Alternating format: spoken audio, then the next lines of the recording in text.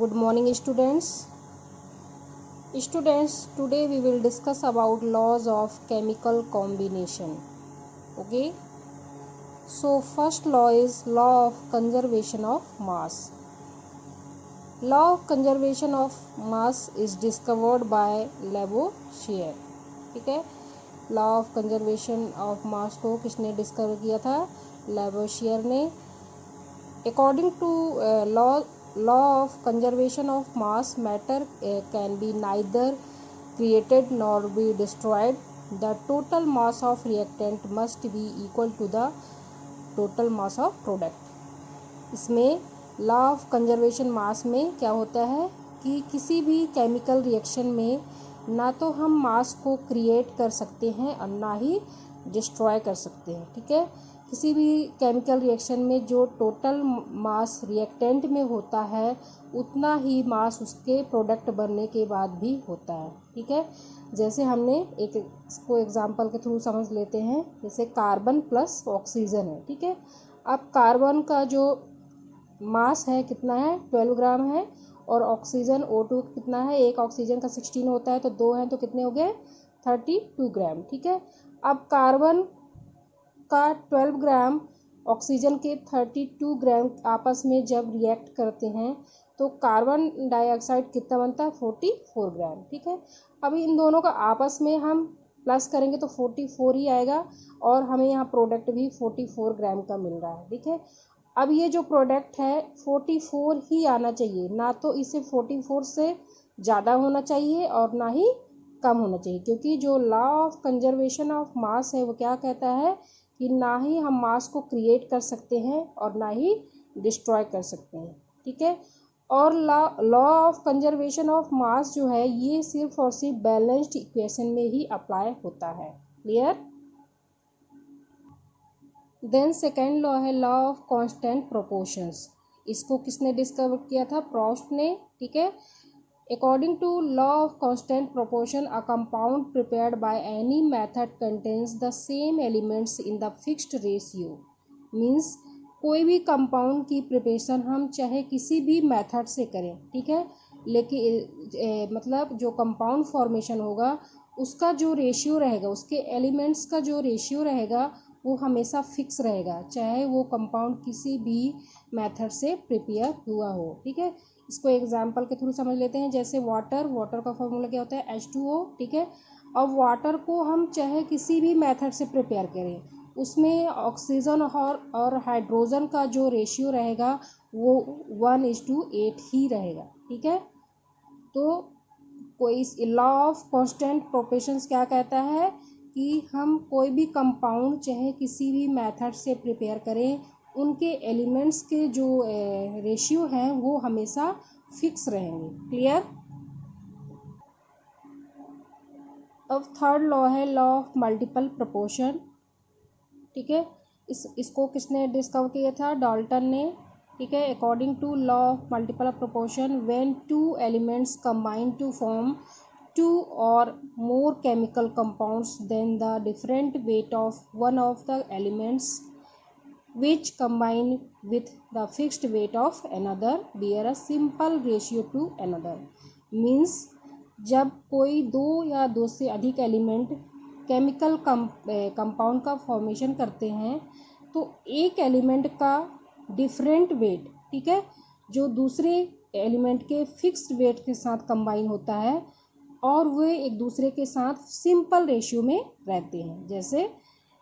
जैसे जो कार्बन है और ऑक्सीजन. ठीक है. कार्बन जो है, कार्बन और ऑक्सीजन क्या करता है? कार्बन मोनोऑक्साइड का भी फॉर्मेशन करता है और कार्बन डाइऑक्साइड का भी फॉर्मेशन करता है. ठीक है. तो इन carbon monoxide 12 parts by weight of carbon combine with 16 parts by weight of oxygen. Means carbon का आप जानते हैं कि जो वेट होता है कितना होता है? एटॉमिक वेट 12 होता है और ऑक्सीजन का 16. मीन्स कार्बन का 12 पार्ट और ऑक्सीजन का 16 पार्ट. ठीक है. एक साथ मिक्स होकर क्या बनाता है? Carbon monoxide. ठीक है. अब कार्बन डाइऑक्साइड में देखेंगे कि कार्बन का 12 पार्ट्स, ऑक्सीजन के 32, इसके जस्ट डबल. ठीक है. 16 के जस्ट डबल हो गया. ठीक है. तो कार्बन का यहाँ क्या हो रहा है? CO2 में क्या हो रहा है? कार्बन का 12 पार्ट ठीक है, by weight of carbon combine with 32 parts by weight of oxygen. Oxygen के 32 पार्ट्स लग रहे हैं और कार्बन के 12। ठीक है, तो इसमें आप देखेंगे कि इसमें जो ऑक्सीजन का रेशियो है कितना है, 16 है, और फिर उसके जस्ट डबल मीन्स एक सिंपल रेशियो है 1:2। ठीक है, तो यही हमारा क्या है, law of multiple proportion, means उसके मल्टीपल होता है। यहाँ 16 है, जस्ट डबल उसके मल्टीपल में है। ठीक है, अब फोर्थ है गे-लुसाक लॉ ऑफ कंबाइनिंग वॉल्यूम्स। ठीक है, इसमें क्या होता है, whenever gases react they do so in volumes and bear a simple ratio if they are at same temperature and pressure। ठीक है, मीन्स जब एक समान टेम्परेचर और प्रेशर पर गैसेस आपस में रिएक्ट करती हैं तो अपने वॉल्यूम्स का एक सिंपल रेशियो रखती हैं। ठीक है, फॉर एग्जांपल जैसे हाइड्रोजन गैस, ठीक है, is react with chlorine gas to form 2HCl gas. ठीक है, हाइड्रोक्लोरिक एसिड गैस फॉर्म में फॉर्म हो रही है। मीन्स हाइड्रोजन के, मान लीजिए हाइड्रोजन कितना हम वॉल्यूम यूज किया हमने, 1 लीटर। ठीक है, और क्लोरीन गैस का भी हमने कितना लिया है वॉल्यूम, 1 लीटर लिया है, तो फॉर्म कितना हो रहा है, 2 litre HCl, 2 litre hydrochloric acid. ठीक है, तो यहाँ 1 लीटर लिया, यहाँ 1 लीटर लिया। ठीक है, तो यहाँ 2 लीटर, दोनों का मतलब अगर दोनों का टोटल करें तो टोटल कितना हो रहा है, 2 लीटर। तो जो इनका रेशियो है एकदम सिंपल है। यही हमारा Gay Lussac law of combining volumes. Clear. And fifth है Avogadro law, equal volume of all gases under similar condition of temperature and pressure contain equal number of molecules. Means temperature and pressure की अगर equal condition में सभी gases equal volume में equal number of molecules होते हैं। ठीक है, अगर हमने जो उसका टेम्परेचर है कितना लिया, 273 है। ठीक है, और प्रेशर 180 m है, तो अगर उस जो गैस है उसका 22.4 लीटर अगर गैस है और टेम्परेचर इतना इतना है, तो उस उतने गैस में उनके जो मॉलिक्यूल्स होंगे 6.022 इंटू 10⁻23 मॉलिक्यूल्स ही होंगे। ठीक है, इसको एक दूसरे एग्जांपल से भी समझ सकते हैं। मान लीजिए हमने 1 लीटर हाइड्रोजन गैस लिया। ठीक है, और 1 लीटर क्या लिया, क्लोरीन गैस लिया। ठीक है, और टेम्परेचर और प्रेशर जो है इक्वल एक एसटीपी के फॉर्म में है। मीन्स टेम्परेचर 273 केल्विन है और प्रेशर 180 m है। ठीक है, तो 1 लीटर हाइड्रोजन और 1 लीटर क्लोरीन में अगर टेम्परेचर और प्रेशर एसटीपी के फॉर्म में है तो उनके नंबर ऑफ मॉलिक्यूल्स दोनों में सेम रहेंगे। इसका मतलब ये है। क्लियर।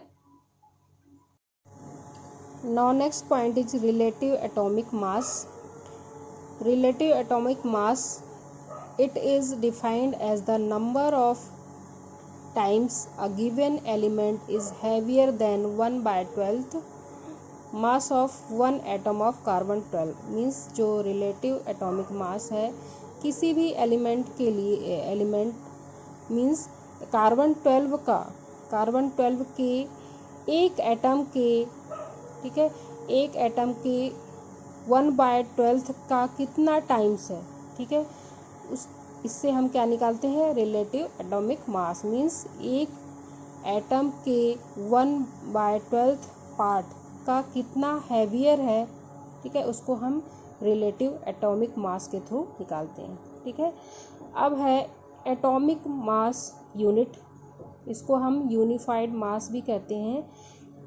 1 यूनिफाइड मास या 1 एटॉमिक मास यूनिट किसके बराबर है, 1/12th mass of 1 carbon atom. Means एक कार्बन एटम का 12वां भाग किसके बराबर है, 1 एटॉमिक मास यूनिट के या 1 यूनिफाइड के इक्वल है। ठीक है, और इसका जो 1 AMU इसका जो वेट है, एक मतलब कार्बन 12 का के एक एटम के 12वें भाग का जो वेट है, मीन्स 1 AMU का जो वेट है कितना है 1.66 इंटू 10⁻⁻24 ग्राम। ठीक है, 1 AMU की जो वैल्यू है वो इतनी है। क्लियर?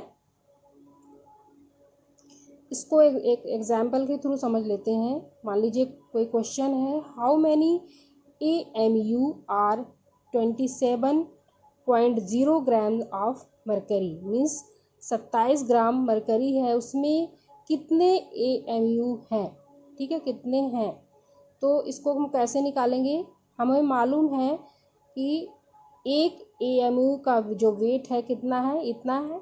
ठीक है, तो 27 ग्राम Hg में कितना होगा, इसको इसमें इसका डिवाइड करेंगे तो आ जाएगा। ठीक है, तो इसमें इसका डिवाइड करने पर कितना आ रहा है 1.63 इंटू 10⁻25 AMU Hg, मीन्स आप जान लीजिए कि 27 ग्राम मरकरी में इतने लार्ज नंबर में AMU Hg मॉलिक्यूल्स प्रेजेंट हैं। क्लियर? अब आता है fractional abundance of isotope. It is the fraction of total number of atoms that is composed of a particular isotope, means जो कुछ ऐसे एलिमेंट हैं जिसके आइसोटोप्स होते हैं, तो हम उनका एटॉमिक नंबर कैसे निकालें। ठीक है, मान लीजिए जैसे क्लोरीन को आपको पता है कि क्लोरीन का जो एटॉमिक नंबर है कितना होता है 17 होता है, लेकिन जो उसका वेट होता है, दो तरह के आइसोटोप्स पाए जाते हैं, एक 35 होता है और एक 37 होता है। तो ऐसे में हम इनका कौन सा जो वेट हम लेंगे, तो ऐसे में हम क्या करते हैं कि इनके रेशियो का क्या निकाल लेते हैं, एवरेज निकाल लेते हैं। और हमें ये भी मालूम है कि जो 35 क्लोरीन और 37 जो क्लोरीन है, ये हमेशा 3:1 रेशियो में पाए जाते हैं। ठीक है, मीन्स इसके 3 मॉलिक्यूल्स और इसके 1, मीन्स इसका जब 3 पार्ट्स रहता है तो इसका कितना रहता है 1 रहता है। ठीक है, तो इसका हम एवरेज निकाल लेते हैं। कैसे निकालेंगे? ठीक है, ये कितना है 3 है, तो 3 इंटू 35 वाला ले लेंगे। 3 एटम्स हैं और इसका कितना है 1 पार्ट है, तो क्या हो जाएगा +1 इंटू 37 डिवाइडेड बाय 4, क्योंकि टोटल कितने ले रहे हैं 3:1, तो टोटल हो गया 4 से हम इनको आपस में मल्टीप्लाई कर लेंगे, फिर प्लस करके 4 से डिवाइड करेंगे तो कितना आ जाएगा 35.5, मीन्स इसका जो एटॉमिक मास है हम कितना लेंगे 35.5। क्लियर? अब आता है रिलेटिव मॉलिक्यूलर मास। रिलेटिव मॉलिक्यूलर मास मीन्स क्या होता है कि जब हम किसी भी एलिमेंट के या किसी भी कंपाउंड के एक मॉलिक्यूल्स या एक एलिमेंट का जब हम मास निकालते हैं तो उसे क्या कहते हैं, relative molecular mass. Clear? It is the sum of relative atomic masses of constituting atoms, means जैसे अमोनिया जो है कितने एटम से मिलकर बना है, उनके मास का टोटल करेंगे।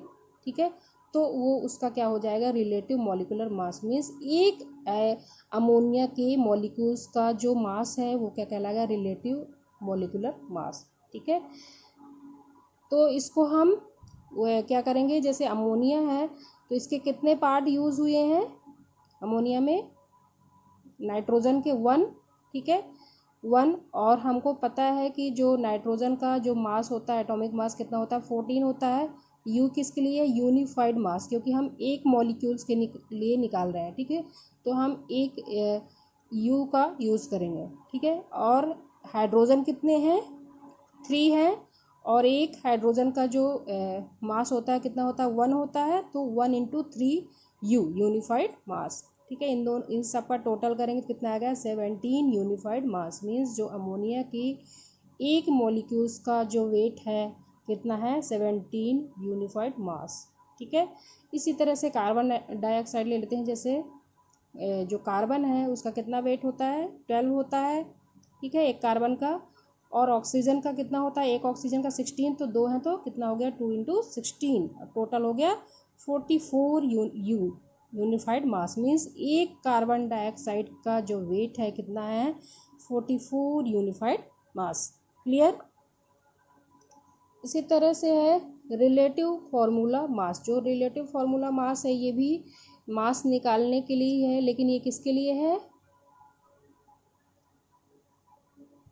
आयनिक कंपाउंड के लिए, ठीक है। It is defined as the sum of the atomic masses of all atoms in formula unit of compound. It is applicable to ionic compound. ये किसके लिए है? आयनिक। जैसे आयनिक मीन्स जिसमें चार्जेस होते हैं प्लस माइनस, ठीक है। For example formula mass of sodium chloride. Sodium chloride की एक मॉलिक्यूल्स का मास कितना है? ठीक है, सोडियम का हमें मालूम है कितना होता है, 23 यूनिफाइड मास, प्लस क्लोरीन का अभी हम पढ़ के आए हैं 35.5 होता है, ठीक है, 5 बना लेना। तो कितना हो गया टोटल? 58.5 यूनिफाइड मास। ये जो रिलेटिव फार्मूला मास है इसी की तरह, बस ये किसके लिए अप्लाई हो रहा है? आयनिक कंपाउंड के लिए, ठीक है। और ये सारे जो आयनिक नहीं है उन कंपाउंड के लिए यूज हो रहा है, लेकिन एक मॉलिक्यूल्स का जो वेट है उसके लिए रिलेटिव मॉलिकुलर मास या रिलेटिव फार्मूला मास का यूज करते हैं, ठीक है। इसी तरह अब मॉलिकुलर मास हमने पढ़ा है। यहाँ रिलेटिव मॉलिकुलर मास ये क्या है? मॉलिकुलर मास, यहाँ एक मॉलिक्यूल्स के मास की बात हो रही थी, और इधर मॉलिकुलर मास मीन्स एक मोल, किसी भी मॉलिक्यूल्स के एक मोल का कितना वेट है वो उसका मॉलिकुलर मास कहलाता है, ठीक है। फॉर एग्जाम्पल जैसे 1 मोल ऑफ सोडियम मीन्स 23 ग्राम। वहाँ जो 23 था वो यूनिफाइड मास में था, एक सोडियम की बात हो रही थी, ठीक है। और यहाँ एक मोल सोडियम की बात हो रही है। 1 मोल सोडियम मीन्स 23 ग्राम, ग्राम यूज हो रहा है, तो ये क्या है? Molecular mass. क्लियर? इसी तरह से जैसे हम दूसरा ले लें मॉलिकुलर मास ऑफ ऑक्सीजन, तो यहाँ 32 ग्राम है, उधर क्या था? 32 यूनिफाइड, ये मीन्स एक O2 की बात हो रही थी, यहाँ 1 मोल O2 की बात हो रही है। 1 मोल मोलर मास ऑफ O2 इस कितना है? 32 ग्राम मीन्स पर मोल, मीन्स एक मोल में एक मोल ऑक्सीजन O2 का जो वेट है कितना होता है? 32 ग्राम, ठीक है। इसी तरह से फार्मूला मास, उधर जो हमने पढ़ा है रिलेटिव फार्मूला मास, वो एक मॉलिक्यूल्स, एक आयनिक मॉलिक्यूल्स के लिए बात हो रही थी। इधर क्या है? एक मोल, ठीक है, 1 मोल आयनिक जो कंपाउंड है उनके लिए यूज होता है। जैसे हम सोडियम क्लोराइड का वहाँ एक यूनिट लिया था, एक मीन्स एक उसका मॉलिक्यूल्स लिया था, ठीक है।